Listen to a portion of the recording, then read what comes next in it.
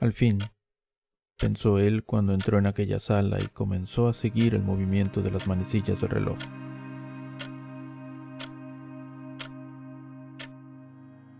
Si alguien hubiera podido asomarse y oír lo que se agitaba dentro de su cabeza, aturdida por años de dolorosa paciencia, habría percibido con claridad sus gritos emocionados, pero también ansiosos y desesperados.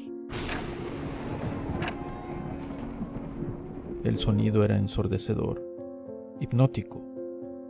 Cada campanada, cada golpe de la manecilla era un grito en su mente. El grupo de personas que lo acompañaba en esa sala desapareció un largo instante, porque él había concentrado sus ojos en el reloj de pared y en su sonido. Nada existía, solo el tic-tac del reloj que señalaría su tiempo nuevo. Cada línea entre esos números era una persona, un momento que se quedaba atrás, un año de abrir los ojos de la misma manera, en el mismo lugar. Cada salto del segundero era un parpadeo que lo sacaba del sueño que al fin terminaba, o quizá era el parpadeo de un sueño que apenas comenzaba. Antes de llegar a aquella sala le habían preguntado si prefería un pastel o un brindis, o ambos. Él dijo que ninguno. No creía merecer esas bondades. Ya habría tiempo, si todo resultaba como él imaginaba. Se preguntaba, ¿era tiempo de festejar? ¿De verdad lo era? ¿No estarían todos los que llegaban a ese momento tan agitados como él con el pasar de esos últimos segundos? El hombre frente a él, el más cercano y formal de todos, había tenido un poco antes toda la intención de abrazarlo, pero él lo rechazó. Quería esperar al último tac del reloj. De hecho, había extendido el brazo para detener al sujeto y le había sonreído para no parecer descortés. El otro hombre entendió y esperó, y el tic-tac continuó.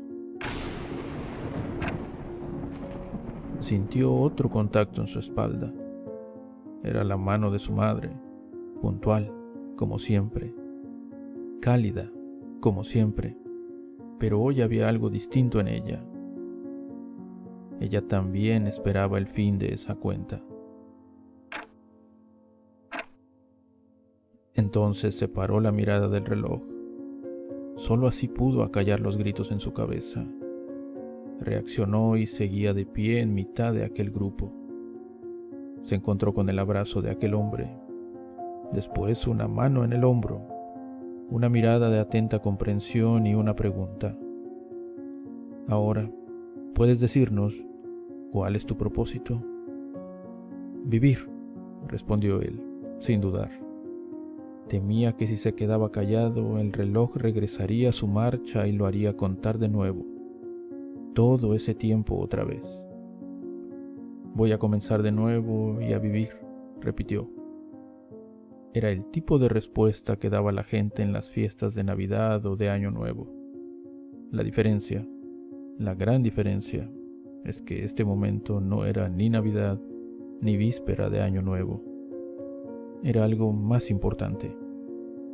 Era el momento en el que terminaba un tiempo y comenzaba otro tiempo. Se despidió de aquellos hombres y cruzó la puerta sin mirar el reloj. Ya no escuchaba el tic-tac.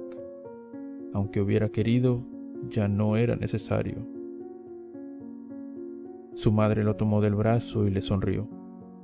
Él no quiso detenerse a abrazarla. Todavía no. Y caminaron.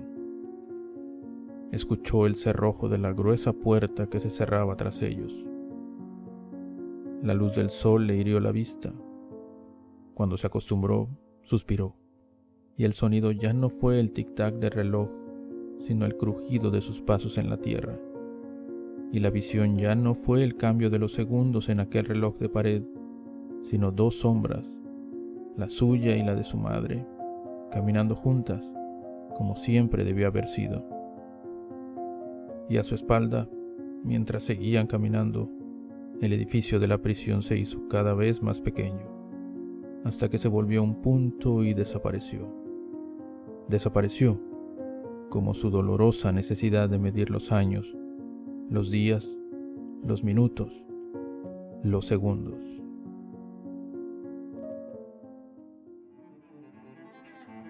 Recuerda, siempre, siempre hay tiempo. Tienes derecho a vivir el dolor y la satisfacción de tus propios reinicios. Esos reinicios tienen su propio momento y nunca aparecen en el calendario, aunque pocos se atrevan a aceptarlo.